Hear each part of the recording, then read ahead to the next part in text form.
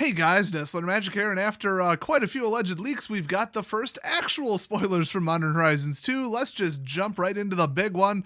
Arid Mesa and his friends, Marsh Flats, Misty Rainforest, that's the tasty one price-wise, Scalding Tarn, I think that might be second place, although I haven't checked on these in like 2 years, and Verdant Catacombs, and these are the most expensive, I do believe, between them. Well, as far as like, color combinations go, when it comes to Fetchlands. So these are the Fetchlands that everybody talks about. They're the, I guess, number one, tier one lands, if you don't count the original dual lands. So, modern format, they're the number one land.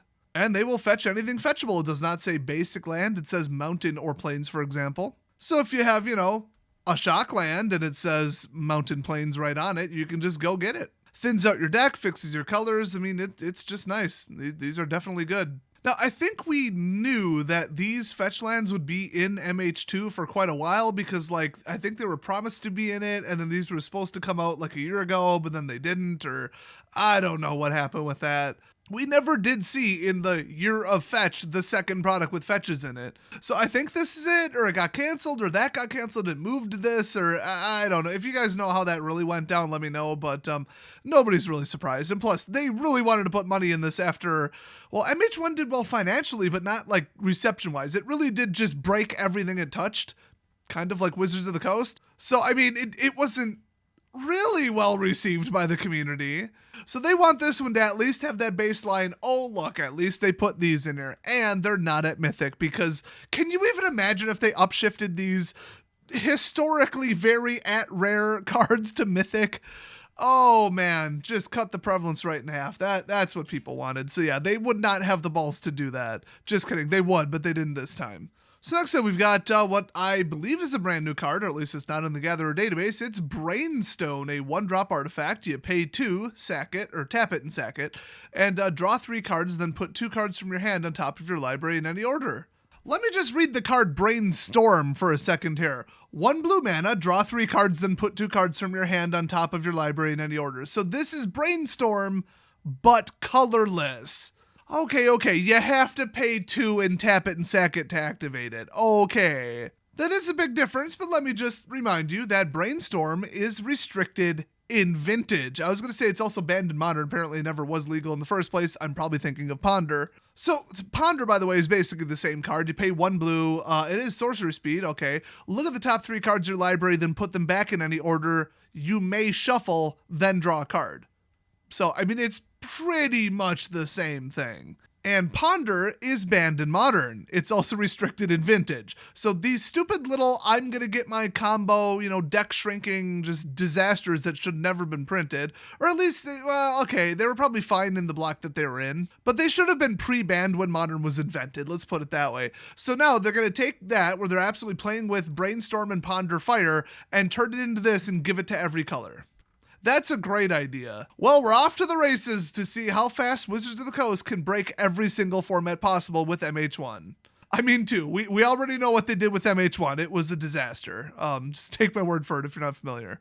So this card is beyond a terrible idea, and just giving it to multiple colors is right up there with Shadow Spear as far as a color breaking, just wrecking ball to the color pie. So let's move on. Next up, the rumors/leaks were true. Counterspell. It's about damn time Counterspell get into Modern. I and anybody with a brain have been saying this for years and years and years. Modern needed it. The only reason to play blue in Modern is to play overpowered creatures, which is kind of ironic because that's not what blue does. Oh, and really just hand fixer crap. Now, I haven't paid attention to Modern for like 3 years, but that's at least where, I left it. So yeah, it would be nice to have a universal 2-cost Counterspell, and it's double blue. You can't do that much with it. It's like, is it really a turn 2 Counterspell? I mean, what are the odds you for sure have 2 blue mana and not 1 red stuck in there or something? Just saying. The mana fixing is pretty good in Modern, but, it's not a guarantee.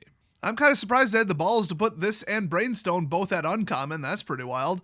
So next up, Diamond Lion for all them classy people who want some baller-looking lawn ornaments on their front lawn. And I will pet this Diamond Lion with my diamond hands that are currently being used to hold lots and lots of Dogecoins. Okay, not investment advice. I'm just, letting you in on a little information here. They dropped a little. There's a little bit of a dip over the last about 12 hours. Still kind of a record high, just saying. But rumor is Elon Musk, I think this weekend is scheduled to be on SNL, and the rumor is that his skit is going to have to do with Dogecoins. So random tweet about yay to the moon can 10x the cost of or the value of Dogecoins. And this weekend he's going to do a whole thing on SNL about it.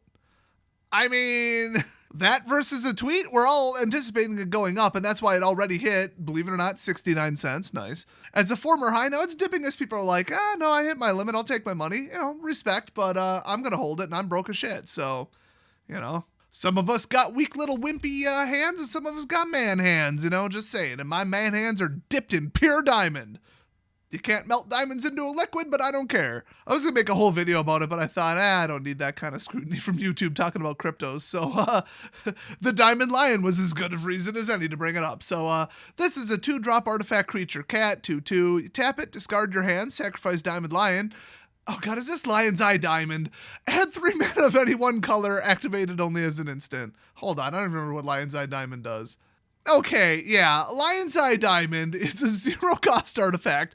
Discard your card, sacrifice Lion's Eye Diamond, add 3 mana of any color, activate this only as an instant. So this is a 2/2 for 2 creature where you can tap him, discard your hand, and sack him at any point, and then add 3 mana of any one color. So, I mean, discard your hand. I mean, it's like, okay, what are you going to do then? What are you possibly spending the mana on? But, Lion's Eye Diamond is expensive for a reason. I think somebody somehow used this in Charbelcher. Not really sure how that happened, but I don't know, it worked. I don't know, it's in something. It's a notoriously very expensive card. So if they're going to take Brainstorm and put it on an artifact for 2, then I guess they're going to take Lion's Eye Diamond and put it on an artifact for 2. Can't wait to see what the other 3 are. Probably more reserve list cards. They are just absolutely flirting with disaster while playing with fire while being their typical careless dumbass selves. I couldn't think of a third metaphor, so I just told it like it is. Deal with it. Last time they played with fire by upgrading Dredge, they had to walk it back and ban the wrong card and then walk it back and ban the right card. I've got an idea. Don't play with fire. Just reprint expensive shit that should be slightly less expensive so that people can afford to play Modern. There you go. Valuable set. Everybody's happy. I would make this a 100% reprint set. In fact, I wouldn't even call it Modern Horizons. I call it Modern Masters 4. I am not liking this so far, but I don't play Modern, so I don't really give a shit. So next up, a Mythic Sanctum Prelate. So this one was already leaked. If you're like, oh, this is news to me, maybe subscribe to my channel and turn on notifications. Anyway, this is from Conspiracy Take the Crown, actually. Fairly expensive reprint, if I recall. 3 cost as Sanctum Prelate enters battlefield, choose a number. Non-creature spells with mana value equal to the chosen number can't be cast. Now, why this is in like an antique-ass old frame when the original was not, and it was only printed once in Conspiracy 2 with the modern card frame. You got me. I guess it works so well for Time Spiral, they're bringing it back for this time no logical reason. I don't know, 60% of weirdos-ish like that god-awful font and the white text on a white background and just the unreadable everything, the horrible type line. Ugh, what is wrong with you people? So anyway, this is Chalice of the Void in creature form, so, yeah. And finally, rounding off this absolute insanity, we've got Urzas Saga as a saga. They're going full unset with this. If I was a drinking man, I'd be pouring vodka into my slushie right now. Shout out to Quick Trip, 99-cent, 32-ounce Big Buddy, what's up? So, Urzas Saga here says 1, Urzas Saga gains... Really? Tap it, add 1 colorless? You can now tap a saga? I mean, why not? You can technically tap a planeswalker. I mean, there's a card right now in Standard that says tap all permanents or whatever, and there it is. I doubt people would remember to do it in a paper game, but you will see it happen on Arena. Number 2, Urzas Saga gains pay 2, tap it, create a 0/0 colorless construct artifact creature token. With this creature gets +1/+1 for each artifact you control, because artifact affinity isn't historically broken, overpowered, and hated by 99% of the community. So they're flirting with that disaster again. This appears to cost 0, by the way. It has absolutely no cost whatsoever. Oh, it's a land. It's an Enchantment Saga land. I don't even get this. It's not subtype Saga, it's subtype Urzas Saga. Really, that was necessary? But remember, you get to 3 with a Saga and then you sack it, and you can only drop 1 land per turn. So I thought this would be just like, oh, you drop it turn 1 and you have access to 2 mana. Oh, that's historically went well. But no, this is a self-destructing land that isn't even, like, good. Now, in the right deck, this would be insanely good, though. But yeah, once again, Artifact Affinity. Very hated by the community. Why they felt the need to bring this back, I don't know. And I can't wait to read the 100 new rules that they have to add to the game because of a Saga enchantment land. Third, search your library for an artifact card with mana cost 0 or 1, put it into the battlefield, then shuffle. Yeah, 0 and 1 cost artifacts. Those aren't historically abused and broken with tutors either. This is just like 3, like, items on the ban list / rules violations in a row. Wow. This is going to be the biggest wrecking ball smashing through Modern that anybody has ever seen.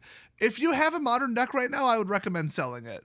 Until they can admit what a mistake they made, so about 9 to 12 months from now, we're not going to see Modern be playable. So if you weren't planning on playing it for a while, just cash in, just get your money out of it. This whole set's a fucking joke, and honestly, all I care about at this point is the cost of the cards, and if I can open it and make money. This is pushed trash. They have no idea what they're doing. They're actively burning down the game just to make a quick buck.